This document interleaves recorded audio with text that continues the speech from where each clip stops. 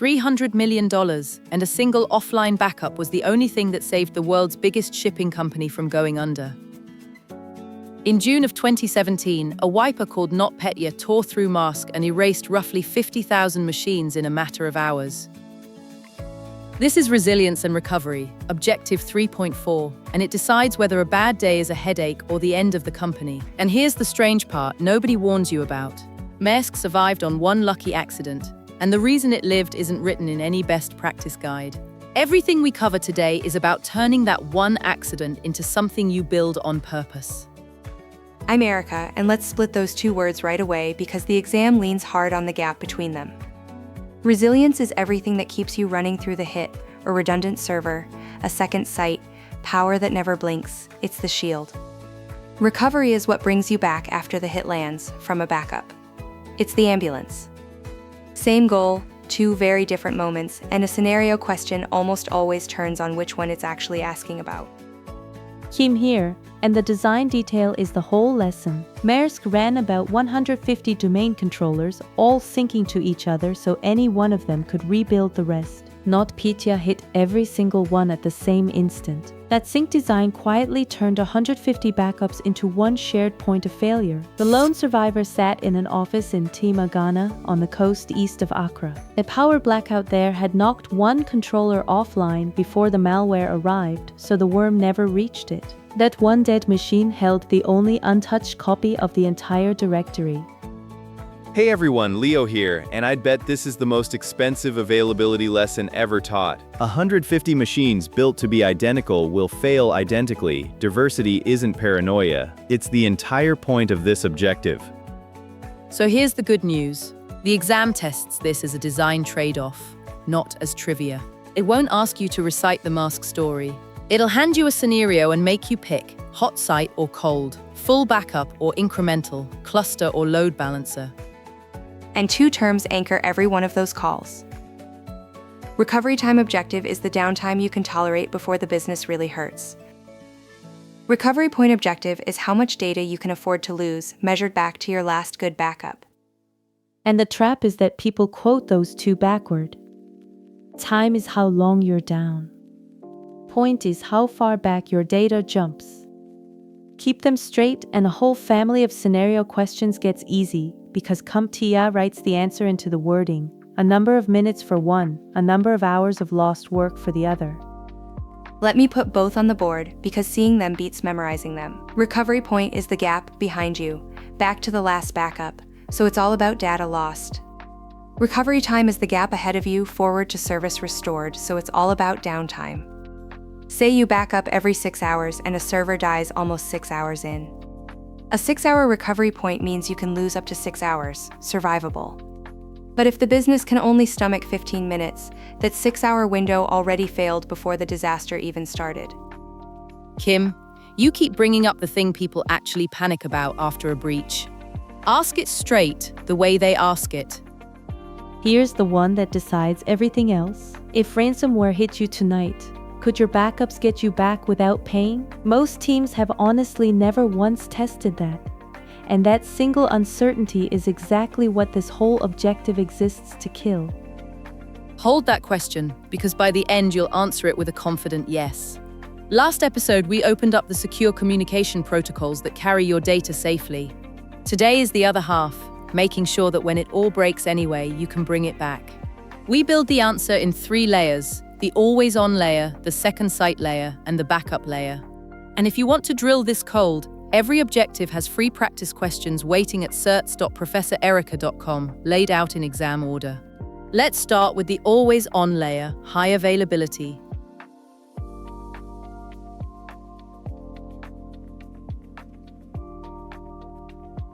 High availability has one brutally simple goal. No single thing can take the service down when it dies. That's the always-on layer, and it's where candidates lose easy points, because CompTIA loves to make you separate two ideas that look almost the same. Those two ideas are load balancing and clustering. Both involve several servers, and that surface resemblance is the whole trap on a best answer question. And before we split them, hold the why. Availability gets measured in nines. 3 nines of uptime is about 9 hours of downtime a year. 5 nines is roughly 5 minutes a year, and every extra 9 costs real money in redundancy, so the business decides how many nines it's actually willing to pay for. Let me show you where these two live.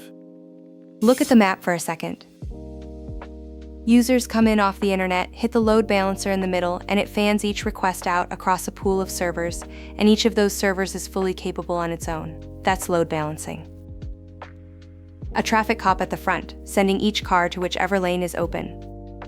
Clustering is different in kind, not just degree. Several nodes are joined so they behave as one logical system, sharing state and watching each other's pulse. If a node dies, another in the cluster picks up its work, often before a single user notices. So circle the real distinction. A load balancer keeps a service up by spreading work, but each server still stands alone. A cluster keeps a service up by letting nodes cover for each other. Same goal, completely different mechanism. And inside high availability, there's one more pair, the exam tests. Active-active runs every node at once, so you get capacity and resilience together. Active-passive keeps a standby idle until the primary fails, then cuts over. 2 cashiers both open, versus 1 on break ready to jump in. Now zoom out from the rack to the map. Geographic dispersion means your redundant systems sit far enough apart that one hurricane, flood, or regional power loss can't take both. Maersk had global offices, and that spread is the only reason one machine on another continent survived. 2 more design choices answer the monoculture problem directly. Platform diversity means not running every server on the identical operating system and hardware, so one vulnerability can't fell them all at once. And multi-cloud is that same instinct at the provider level. Put your whole business in one cloud region, and that provider has a bad day, you're dark. Spread across providers and no single vendor outage becomes your outage. That's also continuity of operations thinking, sometimes shortened to COOP, the documented plan for keeping the essential mission running when the primary is gone. Continuity of operations is bigger than any one server. It's who does what, from where, on which fallback, the day the main site simply isn't there. 2 quick load balancer details the exam slips in, and they're worth easy points. First, the algorithm. Round robin just rotates through servers in order, simple and even. Least connection sends each new request to whichever server is the least busy, which is smarter under uneven load. Second, persistence, sometimes called affinity, pins a user to the same server so their shopping cart or their login doesn't vanish mid-checkout. Without persistence, the next request could land on a server that has never seen them. This is all the always-on gear, and it lives in rooms like this, humming, redundant, watched. And you can hear it working. Cool air, blinking lights, cabling everywhere feeding traffic between nodes. Every one of those racks is one more way to not have a single point of failure. Leo, there's a question people fire off the second they see all this redundancy, and I think you should take it head on. Right, and it's the one that matters most. If I have high availability, do I still need backups? Yes, and it's not even close. Different failures entirely. Go on, spell out why, because a lot of teams genuinely think one covers the other. High availability keeps you running when hardware fails, but it faithfully replicates a deletion or an encryption to every node instantly. Ransomware hits your cluster, and your beautiful cluster helpfully encrypts itself in perfect sync. Backups are the time machine that high availability is not. That's the coral line on the board. High availability keeps you up. It does not replace backups. So high availability is layer 1. But when the whole primary site is gone, not one node, the entire building, you need somewhere to land. That's the second site layer, and it's next. Let me pause for just a second, because this genuinely helps. If you are getting value here, hit that like button, then subscribe and ring the bell. It costs you nothing, and it is the single biggest thing that keeps these videos coming.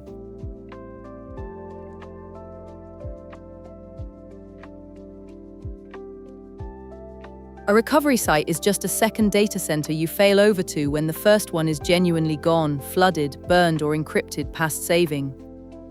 And the whole objective here is one dial.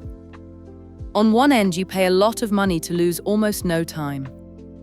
On the other, you pay almost nothing and accept that recovery takes days. So picture the recovery site as an entire spare facility, and the only real question is how ready it already is when you show up. CompTIA gives you 3 flavors on that dial, and it picks the answer for you inside the wording of the scenario. Let's nail exactly what each one costs, in money and in time. A hot site is a fully running replica of production.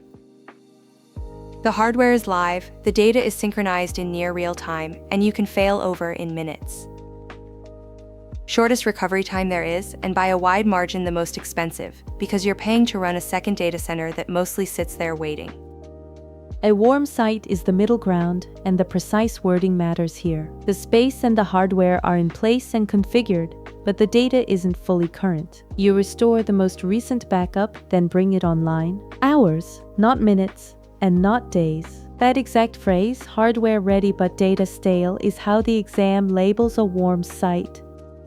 A cold site is bare. You get a building with power, cooling, and a network drop, and that's essentially it. No servers racked, no data staged. When disaster hits, you ship in hardware, install it, and restore from scratch. Cheapest to keep on retainer, slowest to recover, often days or even weeks. Watch the whole dial move at once. As the recovery time falls, the cost climbs, every time. Hot at the top, minutes to recover, but the highest cost. Warm in the middle, hours and a moderate cost. Cold at the bottom, days but the cheapest to hold. A scenario question almost always hides the answer in 2 words, the tolerated downtime. Here's the exact trick wording to watch. If the business can lose no more than 15 minutes, that's a tiny recovery time, and only a hot site survives the question. If budget is the top constraint and a few days down is acceptable, the answer is a cold site. The clue is always the tolerated downtime, never the word expensive. And in the real world, the warm site wins most often, precisely because it sits in the affordable middle. Most businesses can't justify a full second data center running idle at hot site prices, but they also can't stomach a 2-week cold rebuild while customers walk away. So they stage the hardware, keep it configured, and accept restoring the last backup as the price of a sane budget. Knowing why each tier gets chosen is what the scenario questions are really testing. One nuance the exam rewards. There's a hidden tension between a hot site and geographic dispersion. Synchronous replication to a hot site loves to be close because distance adds latency to every write. But survivability loves distance, so one regional disaster can't take both sites at once. Real designs place the recovery site far enough to survive the same hurricane but close enough to keep that replication sane. That balance is a design choice, not an accident. But here's what actually breaks recoveries, and it isn't the servers. When the primary site floods or burns, the water and the smoke are the easy part. The hard part is the people. CompTIA calls it capacity planning, and it splits into exactly 3: people, technology, and infrastructure. You can have a perfect hot site, but if you never planned enough staff, enough compute, and enough bandwidth to run it under a disaster load, the failover still fails. A crisis that doubles your support tickets can overwhelm a plan that only budgeted for a normal Tuesday, and the site that looked ready on paper buckles the moment real load hits it. So the site gives you somewhere to land. But a site is worthless if the data you copy into it is missing, stale, or already encrypted. So let's go under the hood on the layer everything else depends on: backups.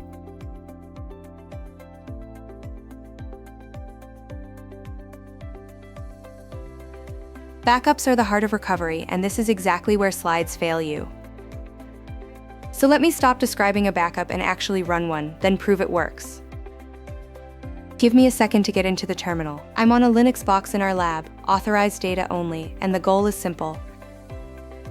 Back it up, then prove the restore. First, the 3 backup types, because the exam loves the restore speed trick. A full backup copies everything, every time. Simple to restore, slow to run, heavy on storage. Here's what we're protecting, then here's the incremental copy going off-site. Now separate the 2 that get confused. An incremental backs up only what changed since the last backup of any kind, so it's fast and small to run, but to restore you need the last full plus every incremental in order. A differential backs up everything changed since the last full, so a restore needs only the full plus 1 differential. Now the single most important point in this whole objective, the one almost nobody shows. The backup ran, so what? A backup you've never restored is a hope, not a control.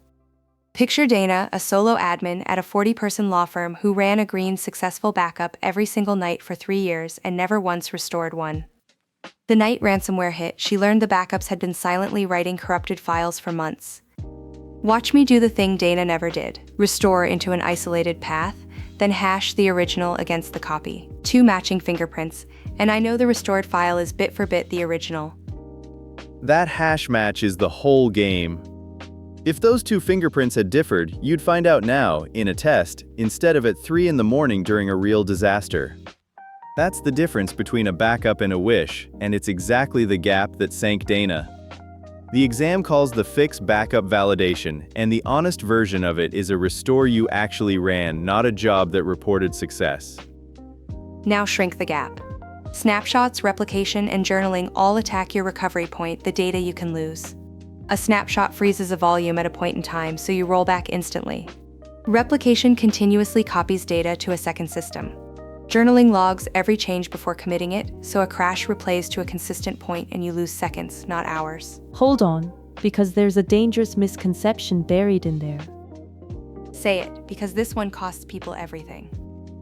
A snapshot is not a backup. A snapshot usually lives on the same underlying storage as the live volume. If that array fails or gets encrypted, the snapshot dies right alongside it. It's a fast undo button, not survival. And there's a matching trap inside replication. Synchronous replication writes to both sites before it confirms, so the copy is always perfectly current, but distance adds latency. Asynchronous writes locally first and copies a moment later, which is faster but can lose the last few seconds if the primary dies mid-write.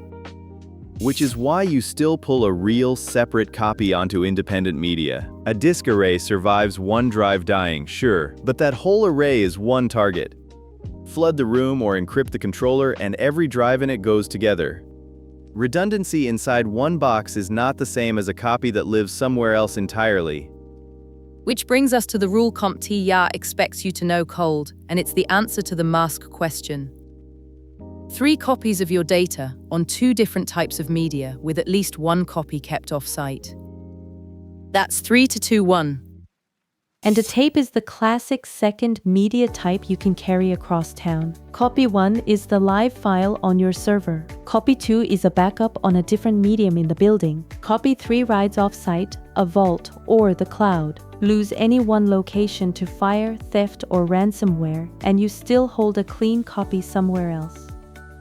And the modern hardening on that rule is one word: immutable. An immutable backup can't be altered or deleted once it's written, not even by an administrator account the attacker has already stolen. VM extended 321 to 32110, adding 1 immutable or air-gapped copy verified with 0 recovery errors. And encrypt those backups at rest and in transit, so a stolen tape or an intercepted off-site transfer leaks nothing. But guard that encryption key like your life depends on it, because this is a brutal real-world failure. Teams encrypt their backups, store the only key on the very server that gets ransomwared, and then can't decrypt their own clean copy. A backup you can't decrypt during a disaster is no backup at all. Key management is part of the backup design, not an afterthought. The last property the objective names is frequency, and it's the dial you already met. How often you run the job directly sets your recovery point. Back up nightly and you can lose a whole day. Back up every 15 minutes and you lose almost nothing, but you pay in storage and in load on the system. So an immutable, encrypted, frequent, tested backup is what lets a ransomware victim walk away without paying. That's the technical answer to the question we opened with. Now the 2 things candidates skip, and the exam does not: testing and power, and then the decision every breached company actually faces.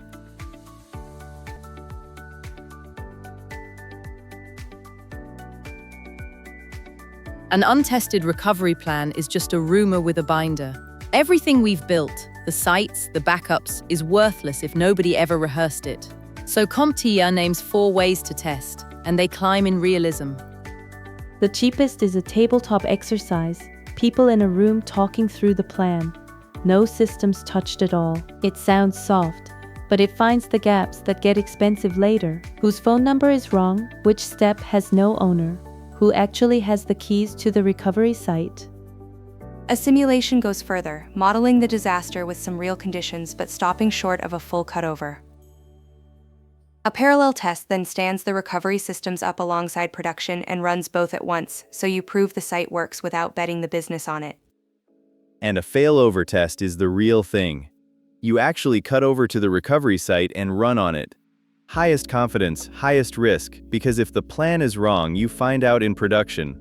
Let me stack all four so the order sticks. Tabletop at the bottom, just talk, cheap and safe. Then simulation, model it. Then parallel, run both live. Then failover at the top, truly switch. Realism climbs, and so does risk, on every rung. Mature teams run the cheap ones often and the expensive ones on a schedule.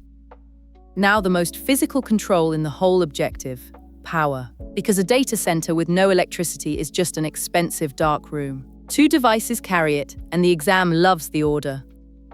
First, the UPS, the uninterruptible power supply.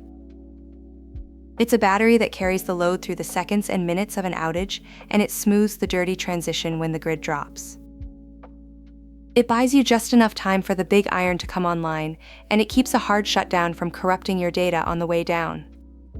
And the generator is the long-haul answer. It sustains power for the hours or days that follow. Here's the ordering trap. The UPS bridges the brief gap, the generator sustains the long haul, and you need both, because a generator can't start instantly and a battery can't run for days.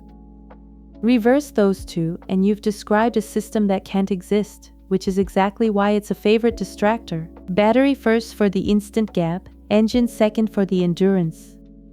You can even watch a server report its own power draw live, right on the front panel.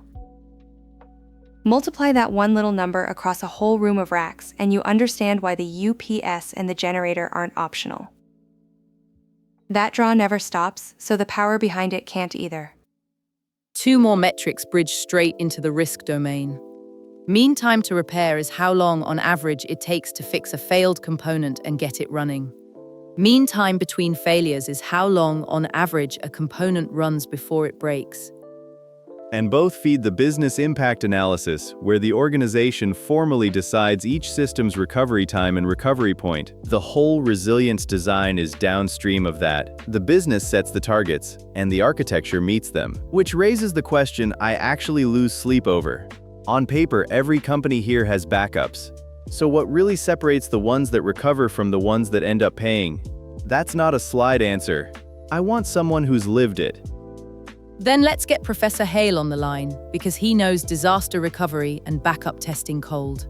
Leo, put your question to him straight. Glad to join. Honestly, it's almost never the tooling. The companies that recover are the ones that had actually restored a backup before the bad day, in a test, start to finish. The ones that pay usually had backups too, they just never proved they worked, so on the worst day they're gambling. So the backup existing was never the finish line? Never. The finish line is a restore you've timed and verified, ideally an immutable copy the attacker can't touch. Do that once a quarter and ransomware becomes a bad week instead of a closed business. Skip it, and every dollar you spent on backups was insurance you never checked was real. That's the one to carry, and thank you, Professor. A tested, immutable restore is what turns the worst day into a Tuesday. Which lands us on the hardest call in this whole domain, and it's a real fight worth having out loud.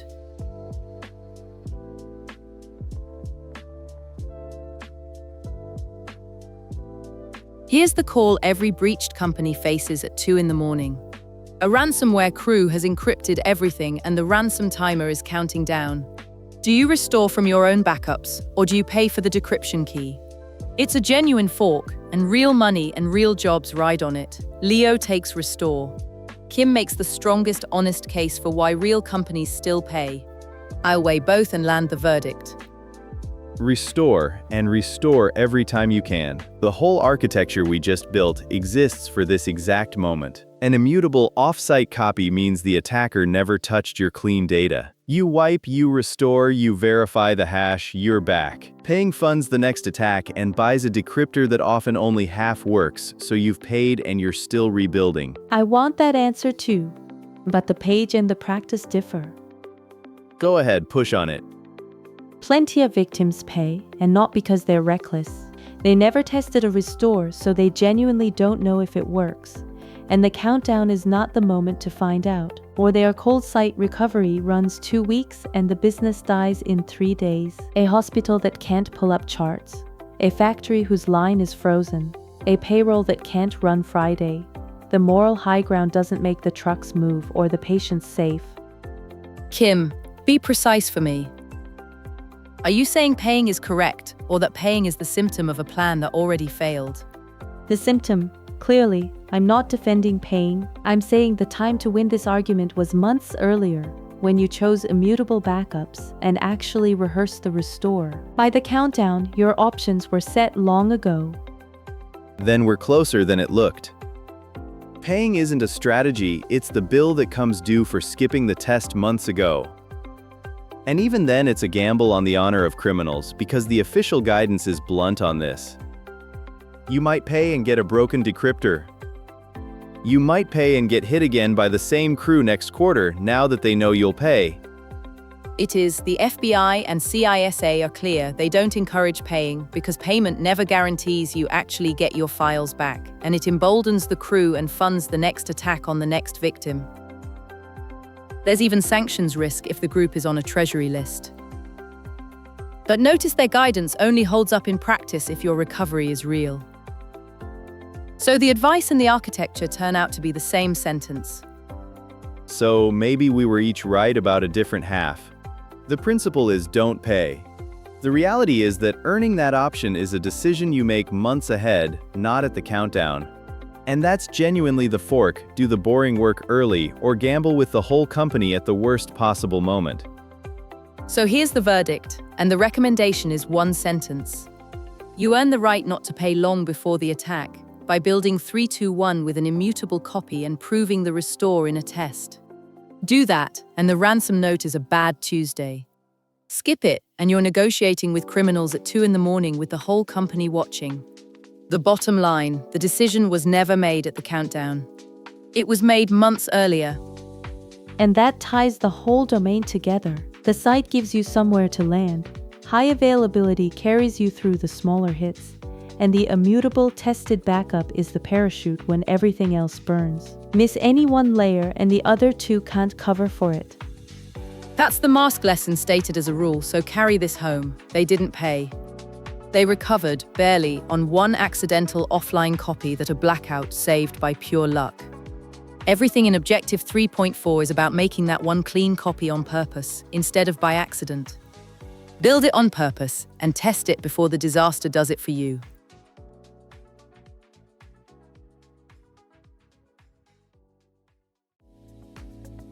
Quick version. Objective 3.4 is 3 layers. High availability keeps you up through the small hits. Load balancing spreads traffic and clustering shares state. A recovery site gives you somewhere to land, hot for minutes, warm for hours, cold for days. And backups are the parachute 321 with one immutable copy you've actually tested. The line I'd carry into the exam is the snapshot trap. A snapshot on the same storage is not a backup. When they say off-site and immutable, that's the answer, because that's the copy ransomware can't reach.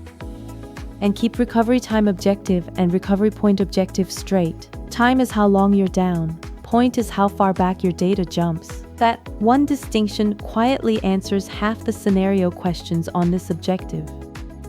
Next up, we move into Domain 4, Security Operations, the biggest slice of the whole exam. Wait until you see what a real hardening audit does to a sloppy server's score. If this made resilience finally click, hit like and subscribe so the next domain lands in your feed. We're building the entire SY0-701 list into this one free series, and there are free practice questions for every objective at certs.professorerica.com. Here's the one only you can answer. Have you ever actually restored one of your backups end-to-end and verified it, or never tested? Tell us in the comments, restored and verified, or never tested.